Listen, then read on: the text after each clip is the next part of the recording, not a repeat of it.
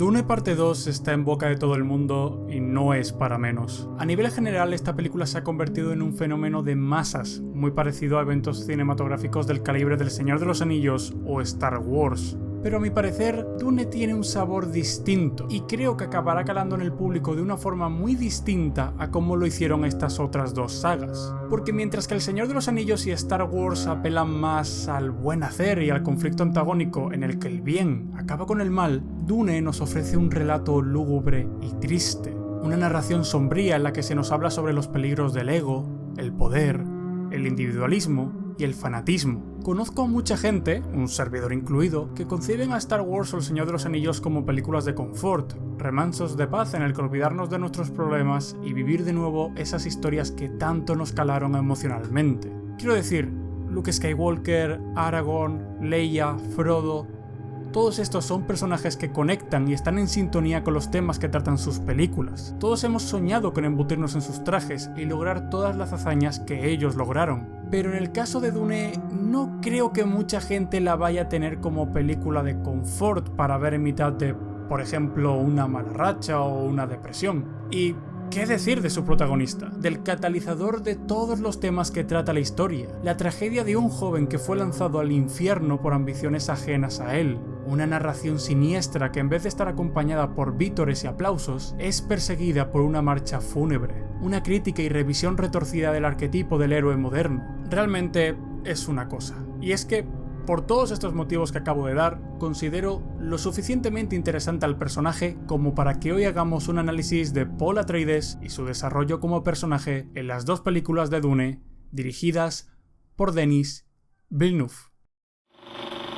Ani nie wiem, kim jestem, ani nie wiem, czego bym chciał. Jeżeli czegokolwiek bym chciał, to bym chciał spokoju, a właściwie nigdy go nie uzyskałem.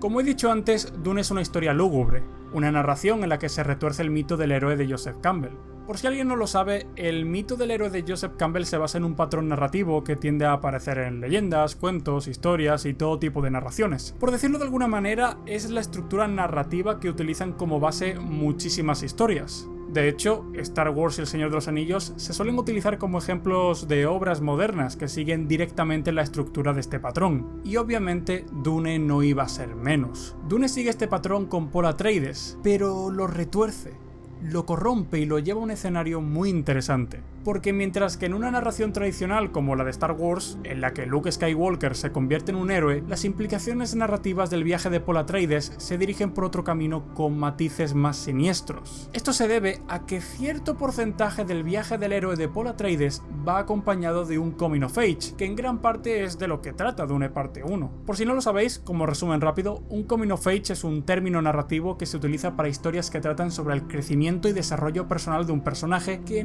digamos, normalmente ha de transicionar de la adolescencia a la adultez. La presencia de esto llena de más matices el desarrollo de personaje de Paul, porque mientras en una historia tradicional se hace una transición hacia la adultez, dejando la adolescencia y la infancia del personaje atrás como una muestra de crecimiento, en el caso de Paul no se transiciona. En su caso, su inocencia y su niñez son asesinadas. Esto se debe a la destrucción de todo su entorno, de su forma de ver el mundo, de la corrupción de todos los elementos y personas que lo rodean. Sin embargo, para comprender mejor todo esto, primero tenemos que hablar de todos los personajes que orbitan alrededor de Paul. Para mí, uno de los más importantes es su madre, la Bene Gesserit Lady Jessica. De hecho, de lo importante que es, Villeneuve decide presentarlos a la vez en la misma escena, lo cual considero que es una decisión muy inteligente teniendo en cuenta que Paul no se puede entender sin Jessica y viceversa. Así que presentar los personajes y su relación a la vez no solo va a ayudarnos a entender a los dos personajes, sino que también la percepción y el tipo de vínculo entre ambos.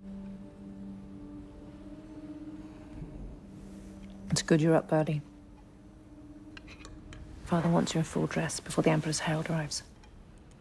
Full dress. Military? Ceremonial.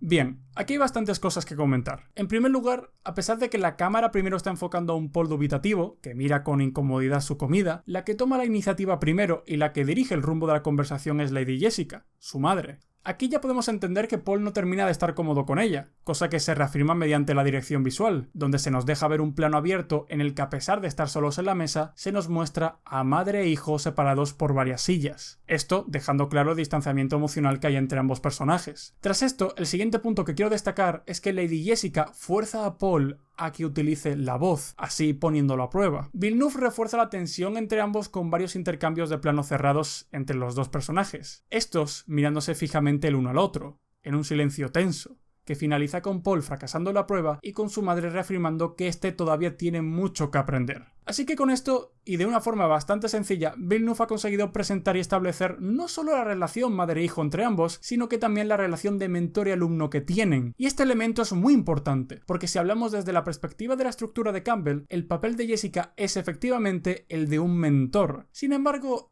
hay un pero bastante grande en esta cuestión, aunque esto me gustaría abarcarlo un poco más adelante en el vídeo. La cuestión, y yo creo que lo interesante que podemos extraer de Lady Jessica según avanza su desarrollo de personaje, es que es una persona que vive por y para su hijo. Quiero decir, puede parecer que realmente como que Paul no le importa y lo único que es importante para ella es el hecho de sacar el máximo potencial de este, pero esto no termina de ser así del todo. De forma genuina se preocupa por su hijo y lo quiere, pero se entiende que por su forma de ser, su background y la forma en la que tiene de entrenar a Paul, es lógico que se haya creado un distanciamiento, sobre todo por parte de él. Pero lo que está claro es que Lady Jessica ha abandonado cualquier otro proyecto vital que no sea directamente el de formar a su hijo para sacar su máximo potencial. Mientras tanto, Leto Atreides, el padre de Paul, es la otra figura clave para entender al personaje y su desarrollo. Si Lady Jessica es algo más fría y gran parte del vínculo que se muestra entre ambos siempre va dirigido a formar a Paul, en el caso del duque Leto es todo lo contrario. Quiero decir, Leto también se preocupa en que su hijo esté preparado y formado, pero realmente el foco del personaje siempre gira alrededor del lado más emocional y de intentar responder todas las dudas de su hijo. Es por ello mismo que Villeneuve construye esta escena en la que padre e hijo tienen un encuentro íntimo en el cementerio familiar. De hecho, es una escena en la que se plantean varias cuestiones importantes de cara al desarrollo de Paul. La primera, la figura del abuelo y la ambición. El viejo duque, como es conocido el abuelo de Paul, pecó de confiado y de ambicioso, ya que a él le encantaba torear por algún motivo. Era algo que, quiero decir, esto era algo que obviamente no debía hacer, no solo porque estaba poniendo en peligro su vida, sino también por las responsabilidades que tenía como duque y cabeza de una casa tan grande. La cuestión es que acabó cediendo ante el toro y finalmente fue asesinado por este. La figura del abuelo de Paul es relevante porque es un eco del pasado, un recuerdo oscuro de tener cuidado con las ambiciones y la confianza en uno mismo, algo que, como sabréis, acaba resonando bastante fuerte, sobre todo en la narrativa de Dune parte 1. El segundo punto importante de esta secuencia es el énfasis que hay entre la relación de Paul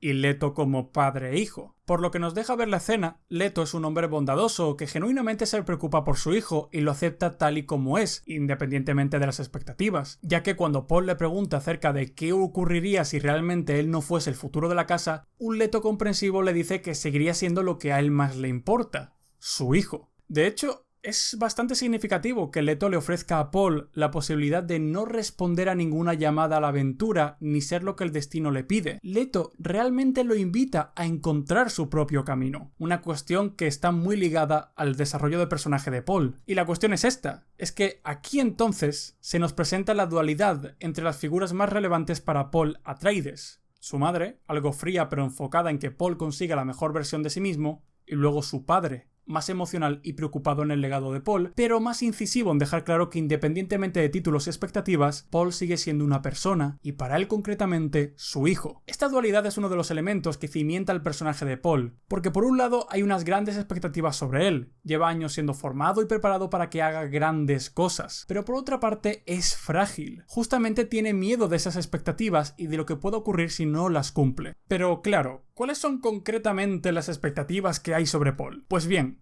aquí es donde entra otro de los puntos claves de por qué su versión del camino del héroe, conforme va avanzando la historia, se tuerce a algo más oscuro. Paul, al igual que otros muchos personajes que se mueven a través del camino del héroe, es el elegido. Pero en su caso hay un matiz muy importante, porque mientras el elegido tradicional, el héroe, está predestinado por antiguas leyendas a ser el que salvará al mundo, en el caso de Paul es de nuevo una retorsión del mito. Paul Atreides, el Lisan al-Gaib, no es el elegido de verdad. No hay ningún elemento mágico ni ninguna entidad divina que lo haya predestinado a ser el que salvará el mundo. La profecía y todo lo que orbita alrededor de su leyenda es artificial, una mentira orquestada por las Bene Gesserit. La figura del Lisan al-Gaib no es más que un elemento disruptor para que las Bene Gesserit consigan poner patas arriba a la galaxia y acabar teniendo a un miembro de la organización en el trono del León Dorado. Por lo tanto, todo lo que hay construido alrededor de Paul no es más que un complot, una mentira. Sin embargo, el hecho de que todos los personajes sean conscientes de lo frívolo que es el concepto del Lisan al-Gaib es lo que enriquece todavía más al personaje de Paul. Concretamente tenemos dos escenas que tratan esto que estoy hablando. La primera es justo después del Gom Jabbar, cuando Paul descubre el plan de las Bene Gesserit. La segunda escena es justo al llegar a Arrakis, con Paul y Jessica subidos a un ornitóptero. En ambas escenas, Villeneuve construye el principal conflicto que Paul enfrentará durante su arco y además también nos muestra la perspectiva del personaje acerca de su papel como Mesías. Paul entiende perfectamente que el Lisan al-Gaib no es más que una invención de las Bene Gesserit, un rol artificial con propósitos políticos. Por lo tanto, de una forma bastante inteligente y madura, Paul rechaza asumir ese papel y exponerse como una marioneta, algo que también forma parte del mito del héroe de Joseph Campbell, concretamente en la parte en la que el héroe rechaza la llamada a la aventura. Y aquí hay algo interesante, porque es donde entra el mentor, que en este caso es Lady Jessica. Porque en el mito de Campbell, cuando el héroe rechaza la llamada a la aventura, normalmente la figura del mentor es la que consigue convencer al héroe de acabar aceptando su destino. Sin embargo, aquí hay un gran pero, porque aunque estemos acostumbrados a mentores más entrañables, como por ejemplo Gandalf y Obi-Wan Kenobi, en el héroe de las 1000 caras de Joseph Campbell se ilustra al mentor no necesariamente como una figura del todo positiva. En la obra directamente se relaciona al mentor con Mefistóteles, y la llamada a la aventura se plasma como algo potencialmente peligroso y que anima a una digresión siniestra. Quiero decir, obviamente Campbell no habla en términos absolutos del mal, pero sí que plantea a la figura del mentor con ciertos matices oscuros que encarna cierto riesgo. Este rol es el que completamente está asumiendo Lady Jessica, la de una mentora que tienta al héroe a un camino lleno de peligros y no necesariamente con un destino que lo favorezca. Es por esto mismo que conforme va avanzando la trama, la carga encima de los hombros de Paul va incrementándose, a pesar de que este ni siquiera haya asumido su papel. Pero es cierto que la carga se va incrementando, primero con todos los nativos de Arrakis clamando su nombre, luego tras empezar a despertar de verdad sus poderes al entrar en contacto con las especias, y finalmente asumiendo el rol de duque y último superviviente de la casa Atreides. Todos los conflictos que se han ido acumulando en Paul acaban explotando en la escena en la que él y Jessica están resguardados en una tienda de campaña en mitad del desierto. Paul una vez más entra en contacto con la especia y sus poderes empiezan a manifestarse en forma de visiones. Unas visiones que lo atormentan. Somebody help me, please.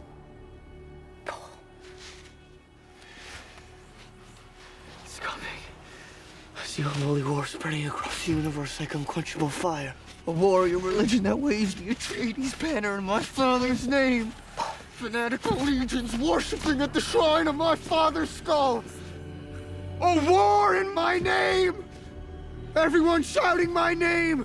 Paul. Paul Atreides. You are your father's son. You are my son. You are the Duke. Paul Atreides. You know who you are. You know who you are. Get off me! You did this to me! You Bene Gesserit made me a freak! Realmente después de haber visto Dune parte 2, esta escena es todavía más dolorosa. Villeneuve nos muestra un Paul histérico, desesperado. Las visiones le están mostrando un posible futuro en el que legiones ondean al estandarte Atreides, legiones que lideran una guerra santa que segará miles de millones de vidas, expandiéndose violentamente como el fuego en el bosque. Esto para Paul no es más que el horror, una maldición, un castigo que por alguna razón ha tenido que caer sobre él. Es por ello mismo que cuando Jessica intenta consolarlo, la espeta gritando, diciendo que ella y las Bene Gesserit le han hecho así, lo han destinado a ser un monstruo. Ciertamente es un momento sobrecogedor, pero a la vez es una escena con mucha sustancia. Una escena en la que Paul realmente vislumbra el peligroso destino al que se puede enfrentar si no sigue su propia senda. Una escena en la que Jessica, con el horror en sus ojos, se da cuenta del daño que le ha hecho a su hijo. Emocionalmente, esta es de las escenas más intensas y bien logradas de la primera película, que además también encaminan al personaje de Paul a aceptar más responsabilidades y acercarse al final de su desarrollo en este Coming of Age. Entonces, desde este punto tendríamos que dar un salto hasta la parte en la que Paul se enfrenta a Jamis. Y ojo, porque este momento es de los más importantes de la obra. Paul Atreides must die.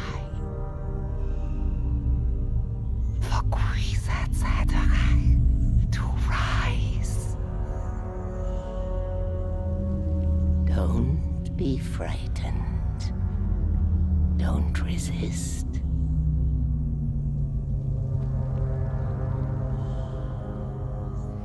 When you take a life, you take your own. Este diálogo contiene la clave para entender cómo de importante es el duelo de Jamis con Paul, porque no solo es un catalizador que sirve como manera de dejar ver al espectador que Paul está empezando a asumir más responsabilidades y confrontando directamente los conflictos, sino que también es importante porque aquí es cuando Paul finalmente se convierte en un hombre. Paul Atreides acaba quitando una vida y también pierde la suya. ¿Os acordáis cuando al principio del vídeo dije que la infancia e inocencia de Paul fueron asesinadas? Efectivamente, me refería a esto, porque en el duelo, Paul acaba con la vida de Jamis y con la suya, tal y como dicen las Bene Gesserit en la visión. Por lo tanto, el joven e inexperto heredero de la casa Atreides muere, y tomada de la vida de Jamis, nace Paul el Fremen, que aunque técnicamente todavía tiene mucho que demostrarles, es su primer paso como uno de ellos. Así que Paul mata a Jamis, Jamis muere, el antiguo Paul Atreides muere también y toma la vida de Jamis, literalmente convirtiéndose en un Fremen. Bien, ahora que ya hemos terminado la sección de Dune parte 1, ahora toca hablar del desarrollo de Paul durante Dune parte 2. Durante la obra, uno de los elementos más importantes de cara al desarrollo de Paul Atreides es definitivamente su entorno, y esto comienza con su llegada al hogar de los Fremen. Allí, Paul tiene su primer contacto directo con sus seguidores Fremen. Quiero decir, durante la primera película, todos los estímulos que recibe alrededor de la idea de que él es el Lisan al-Gaib vienen de su madre o de seguidores que ve desde la lejanía. Pero en esta escena del principio de la obra, Paul empieza a darse cuenta del poder y la importancia que tiene la figura del Lisan al-Gaib para la gente. Sin embargo, una de las siguientes escenas justamente tras esta es Paul y Jessica en una esquina de lo que parece ser un gran comedor. Allí Paul recrimina a Jessica, ya que la espeta con cierta sorna, diciendo que la propaganda de las Bene Gesserit está haciendo efecto entre los Fremen. Esto de nuevo nos reafirma la posición de Paul ante la idea de ser una figura mesiánica, por si no había quedado claro ya en la primera película. Como él mismo dice en la escena, su objetivo es vengar a su padre. Toda la trama de ser elegido para él no es más que un obstáculo ahora mismo. Sin embargo,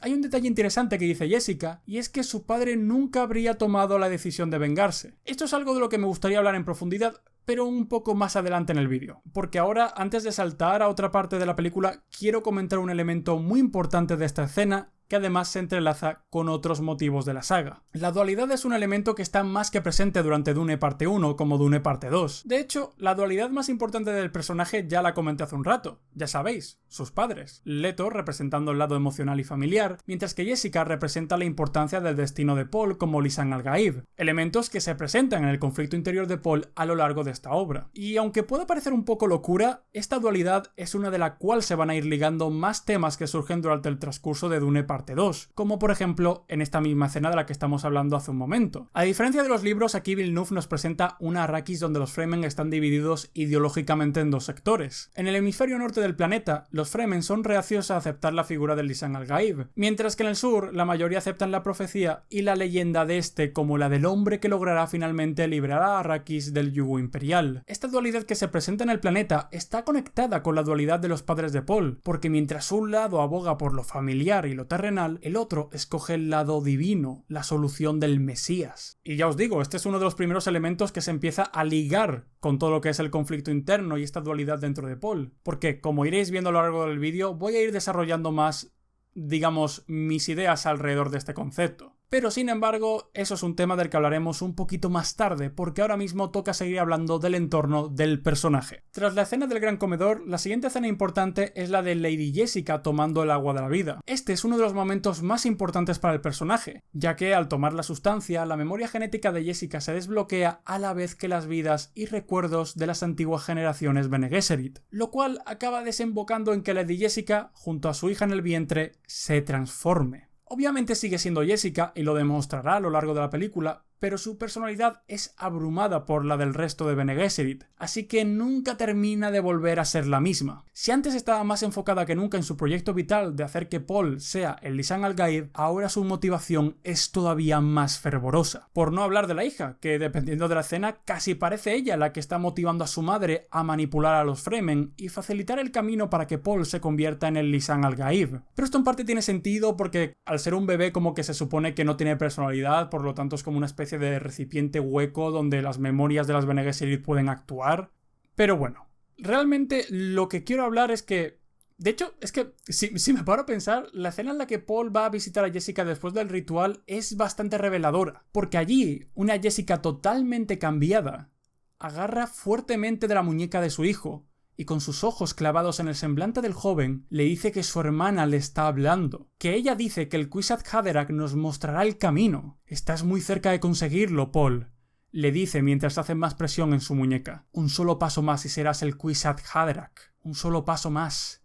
Tienes que hacer lo que yo hice. Toma el agua de la vida. Tu mente se abrirá y podrás ver la belleza y el horror. Realmente esta es una escena muy sustancial que nos deja ver las consecuencias del agua de la vida y de cómo tanto madre como hija han entrado en una especie de simbiosis con las antiguas Bene Gesserit, y todo para que Paul acabe cumpliendo su supuesto destino. Un destino artificial, pero que a la vez parece casi imposible de evitar para Paul. Y además, este momento en el que ambas le prometen a Paul la belleza y el horror como una especie de profecía de lo que le espera, no es más que una reafirmación de este relato lúgubre que es la historia de Dune y obviamente también la de Paul Atreides. Pero lo triste de todo esto es que Lady Jessica no es el único personaje que empieza a ejercer más presión sobre Paul. También hay otros personajes que, digamos, ayudan a poner esta carga sobre él. Y es por eso que he mencionado que el entorno del personaje es tan importante. Porque realmente, alrededor de nuestro protagonista, hay una serie de personajes que no están terminando de ayudar del todo. El primero es Stilgar. Como sabréis, es el líder de este clan de Fremens en el que mayoritariamente está dando tumbos Paul. Stilgar como personaje durante la primera película, más allá de ser introducido, tampoco tiene mucho más. Es cierto que Villeneuve nos deja ver que el personaje no es del todo receloso a Paul, pero tampoco tiene mucha más historia. Sin embargo, en Dune parte 2 la cosa es completamente distinta. El fundamentalismo de Stilgar se trata casi con humor al principio de la película, pero conforme va avanzando la historia, te empiezas a dar cuenta de lo peligroso que puede llegar a ser una persona como él, un fanático descontrolado con cierto poder sobre una población que tiene un discurso fuerte y agresivo. Todo esto es parte del relato triste acerca de Stilgar con para Paul, porque lo que parece ser un confidente acaba convirtiéndose en otra herramienta disruptora de la situación. Y otro personaje que quiero mencionar también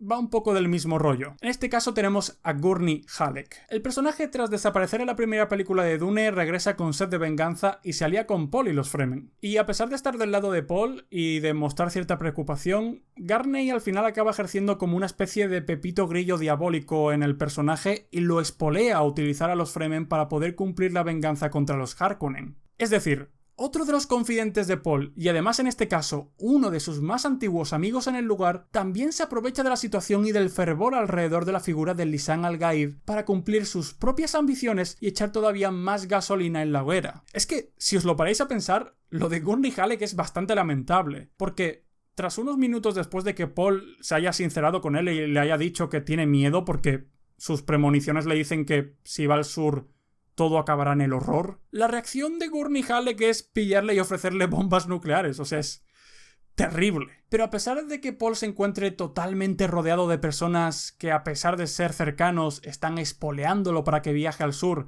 y se convierta finalmente en el Lisan al-Gaib, sí que existe una persona que realmente lo único que ve en Paul es a un ser humano normal y corriente, a un amante, al amor de su vida. Obviamente estoy hablando de Chani, para mí, uno de los personajes más importantes e interesantes de la película. ¿Os acordáis cuando antes mencioné que en la escena del gran comedor Jessica le decía a Paul que la venganza no era un camino que su padre seguiría? Bien, este diálogo tiene más peso del que puede parecer. Con esto nos están sugiriendo que ya hay semillas plantadas en Paul que lo están dirigiendo por un camino alejado de su padre. Ya hemos hablado de cómo Leto representa el lado terrenal de Paul, el más emocional y familiar, el corazón, mientras que Jessica representa lo opuesto. Ella es el camino del Lisan al-Gaib, lo más, digamos, racional, lo más pragmático, la mente. El conflicto de Paul se podría resumir en uno del corazón y la mente, del legado de Leto contra el legado de Jessica. Como paréntesis, este es un detalle que me gusta mucho, porque a pesar de que Leto esté muerto, su persona sigue teniendo una importancia e influencia narrativa incluso mayor de la que tenía antes. Este es un recurso narrativo interesantísimo que a lo mejor ya habréis visto en obras como El Juego de Tronos, donde personajes como Ned Stark o Rhaegar Targaryen son casi más influyentes en la historia estando muertos. Pero bueno, volviendo al tema, creo que el conflicto del corazón y la mente justamente es lo que define todos los problemas que Paul internamente está enfrentando. Por un lado, las especias parecen solo señalarle que la solución es la del Lisan al-Gaib, mientras que por otro lado, por la forma de ser que tiene Paul, en parte gracias al legado de su padre, este quiere evitar hacer daño a la gente inocente e intentar hacer el bien. Pero claro, no es una tarea fácil cuando todo tu entorno, véase Jessica, Gurney Halleck y Stilgar, solo presionan más a Paul para que acuda al sur y acabe asumiendo su destino. Sin embargo, Chani es la cara de la otra moneda. Entiendo perfectamente que haya gente que diga que Chani es el alma de la película porque realmente es el personaje más emocional y el que mejor ejerce influencia positiva en Paul. De hecho, esto no solo se demuestra a través de los diálogos y las interacciones de los personajes, que no puedo mostrar porque todavía no se ha distribuido la película a nivel público, pero si os fijáis,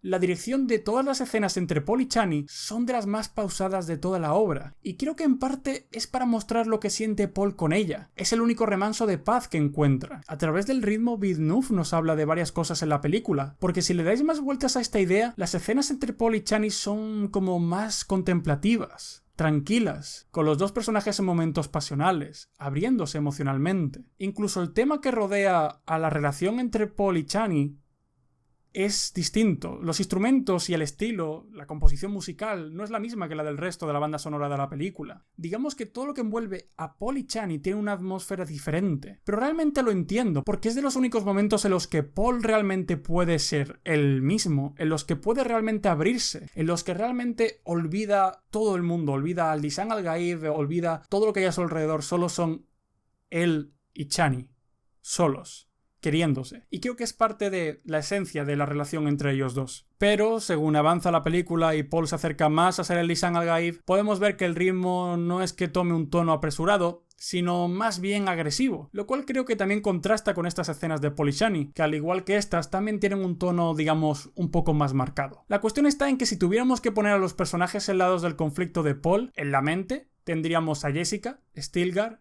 y Gurney Halleck, mientras que en el corazón, a pesar de que solo sea una persona, está ahí Chani. Pero el problema es que al final no son solo sus confidentes los que están presionando a Paul para que vaya al sur. Los Harkonnen y también las Bene Gesserit y la princesa Irulan mueven los hilos para que Paul acabe en el sur. Es por ello que cuando Paul acude a la arena y le pregunta al espíritu de Yamis qué hacer, después de ver que si se queda en el norte las cosas van a seguir siendo horribles, lo único que escucha es una voz que le susurra que acuda al sur, que beba el agua de la vida y finalmente lo vea todo para poder enfrentarse a sus enemigos, como el cazador, que planea su estrategia para atrapar a su presa. Este momento es uno realmente doloroso, porque gracias a la interpretación de Timothée Chalamet podemos ver en el rostro de Paul resignación, porque a pesar de haberlo intentado todo para evitar ir al sur, no ha conseguido permanecer en el norte. Es un momento realmente desesperante, porque tanto Paul como nosotros sabemos lo que va a ocurrir allí. Lo he dicho antes, Paul siempre ha estado destinado a esto, por mucho que lo haya evitado y por mucho que sea incluso una mentira, no es cosa del destino, es simplemente que todo está encaminado a que Paul acabe en ese punto. Es por esto mismo que también es mucho más dolorosa esta escena en la que Chani va con Paul y Chani le dice que siempre estará con él, pero que,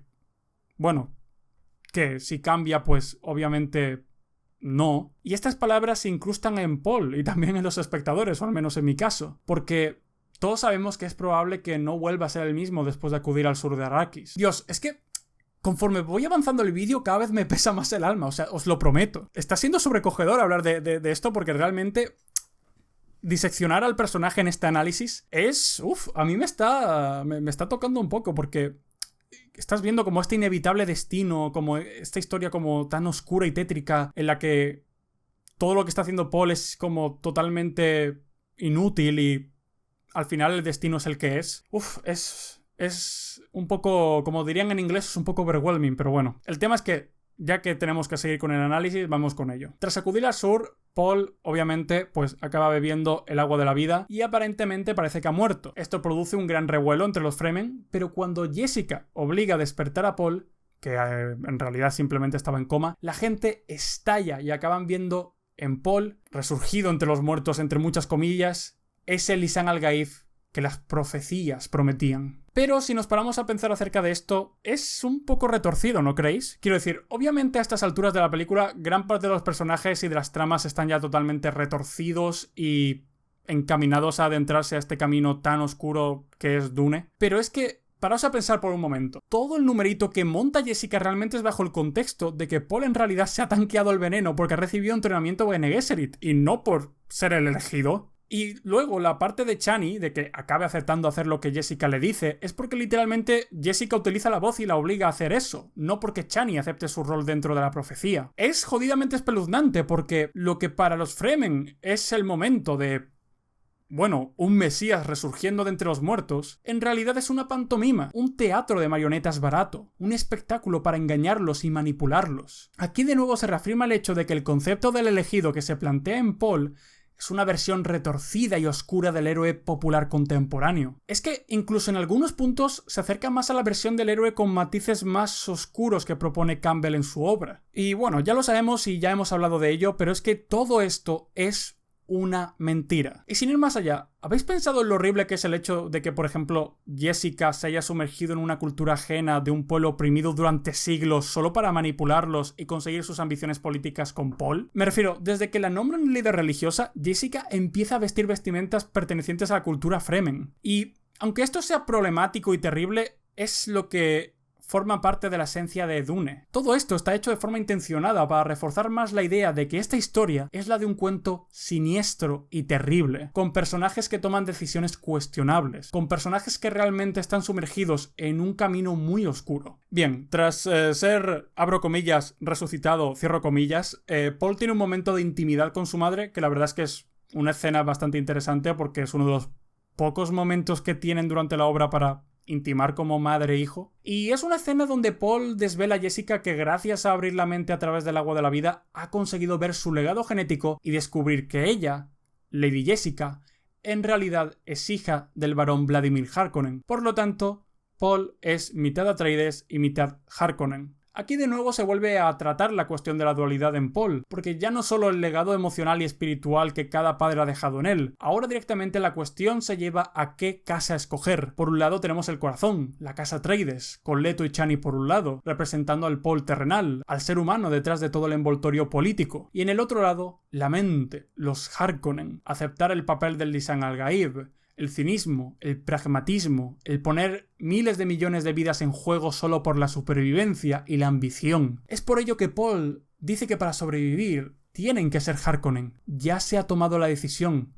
No hay vuelta atrás. Y por si no quedaba clara la intencionalidad después de toda la construcción de la película en este arco de corrupción del personaje, para eso tenemos la escena en la que Paul se reafirma como el Lisan al-Gaib delante de todos los Fremen. La escena no está dirigida para que sea épica.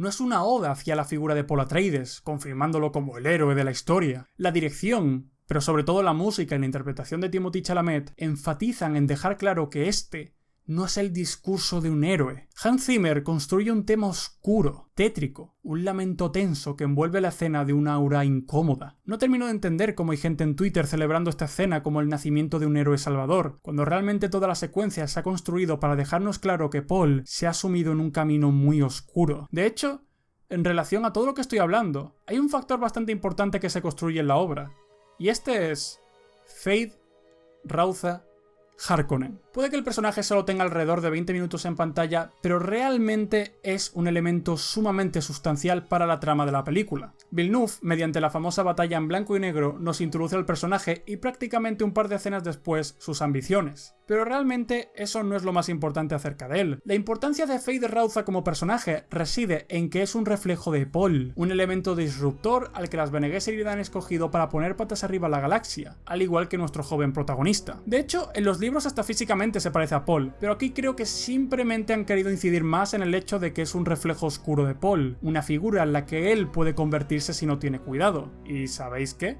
Esta relación de paralelismos que se forma entre Paul y Feyd Rautha Harkonnen tiene que ver con un punto que se trata en el final de la primera película. Como recordaréis y como yo mismo comenté hace un rato, antes del duelo final entre Paul y Jamis, una voz le susurra a Paul que cuando quitas una vida, pierdes la tuya. En Dune parte 1, Paul le quita la vida a Jamis y se convierte en un Fremen. En Dune parte 2, Paul descubre su dualidad reflejada entre el lado Atreides y el lado Harkonnen. Este, al ver el futuro y vislumbrar que solo hay una forma de acabar con sus enemigos, accede a tomarlo a pesar de que tenga que ser a costa del camino Harkonnen. ¿Y qué duelo tenemos al final de la segunda película?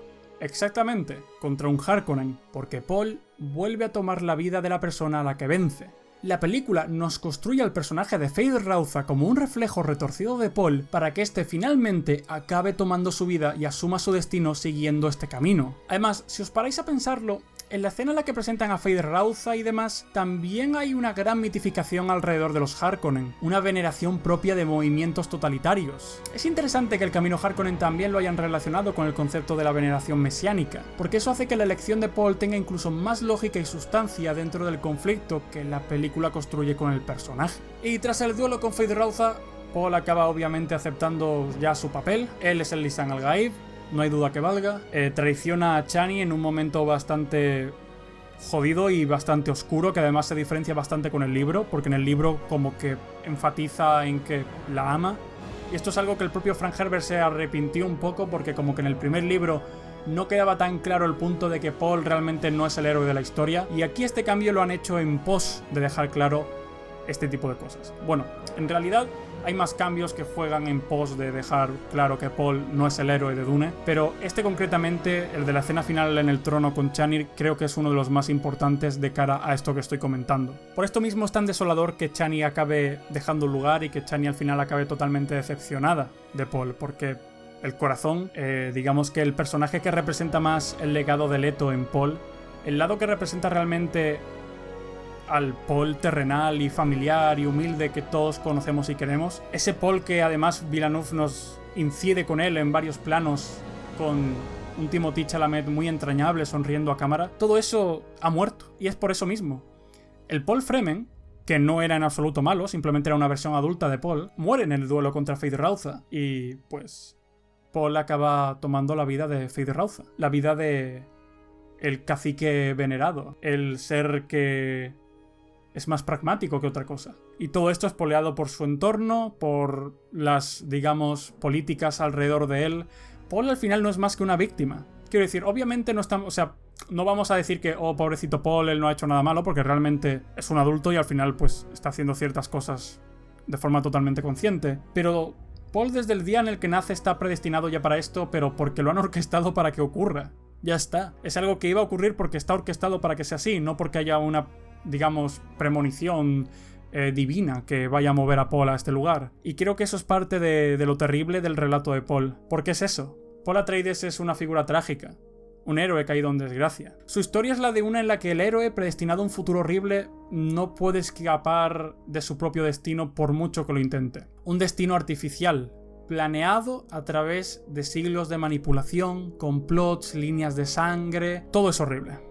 Todavía obviamente tendremos que ver qué ocurre durante la última película de la saga, bueno, de la trilogía mejor dicho, Dune en Messiah, porque además tenemos la famosa frase de Paul diciendo que, bueno, que Chani lo acabará entendiendo y demás, así que tendremos que ver también el rol que tiene Chani en la tercera película. Pero es esto, lo que está claro es que Paul como tal ha tomado un camino del que no podrá escapar nunca. Y esto es lo que realmente me emociona y me apena de la historia que se nos muestra en Dune, porque es la de un héroe que, sin tener ningún tipo de elección, cae en un abismo muy oscuro del que no podrá escapar nunca. Un joven que, al igual que su padre, era de corazón amable y fuerte, piadoso y atento con sus cercanos y queridos, pero sin embargo, en parte esto es de lo que trata Dune, sobre la historia de un héroe que a mitad de la historia ya no es el bueno de la narración. Dune nos habla sobre el poder, la ambición, el peligro de la religión como arma de doble filo. Es una obra muy sustancial que realmente trata temas que el personaje de Paul Atreides explora de una forma muy interesante. Pero bueno,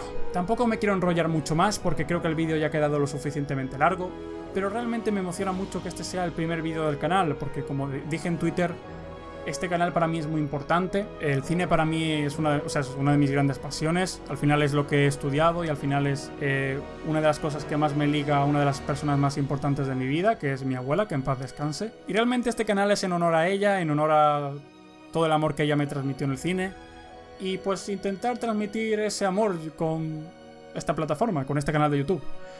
Por cierto, perdonadme también si hay momentos en los que la narración se me rompe un poco, pero es que realmente me ha costado mucho grabar, estoy algo mal de la garganta, ha habido mucho ruido, he tenido muchos problemas para grabar y eso, puede que haya momentos en los que escuchéis a lo mejor que mi narración está un poco rota, pero bueno, sobre todo la voz la tengo un poco tocadita. Pero nada, muchas gracias a todos por ver el vídeo, espero que hayáis disfrutado de este análisis acerca de la figura de Paul Atreides y cómo no es el héroe de Dune.